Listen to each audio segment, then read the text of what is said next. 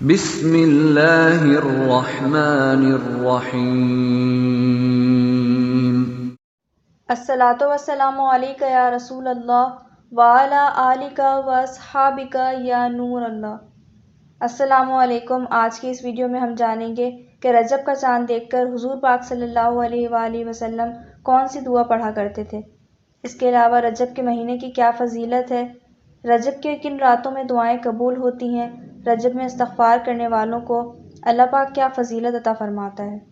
Video کو شروع کرنے سے پہلے اگر آپ نے چینل کو سبسکرائب نہیں کیا تو سبسکرائب کر دیں اور ویڈیو کو لائک کر دیں۔ چلیے ویڈیو شروع کرتے ہیں۔ خادم النبی جنتی صحابی حضرت انس بن مالک رضی اللہ تعالی عنہ فرماتے ہیں، رجب المرجب کا مہینہ آتا تو آقا کریم یہ دعا کرتے تھے، اللہم بارک لنا فی رجب و شعبان و بلغنا رمضان۔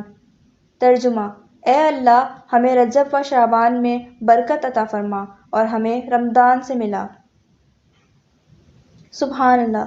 رجب کی فضیلت۔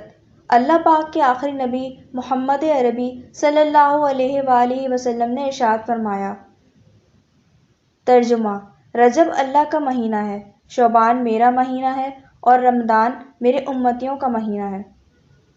سبحان اللہ۔ اللہ پاک کے رحمت والے نبی صلی اللہ علیہ وآلہ وسلم نے ایک اور جگہ فرمایا، 5 راتیں ایسی ہیں جس میں دعا رد نہیں کی جاتی۔ پہلی رجب کی پہلی یعنی چاند رات، دوسری 15 شعبان کی رات یعنی شب برات، تیسری جمعہ کی رات، چوتھی عید الفطر کی چاند رات، پانچویں عید الاضحیٰ کی یعنی ذو الحجہ کی 10ویں رات۔ سبحان اللہ۔ فرمان مصطفیٰ صلی اللہ علیہ وآلہ وسلم ہے، رجب کے مہینے میں استغفار کی کثرت کرو، بے شک اس کے ہر لمحے میں اللہ کریم کئی افراد کو آگ سے نجات عطا فرماتا ہے۔ سبحان اللہ۔ رجب کے مہینے کی بے شمار فضیلتیں ہیں۔ اس طرح کی مزید ویڈیوز دیکھنے کے لیے میرا چینل سبسکرائب کر لیں اور ویڈیوز کو لائک کر لیں۔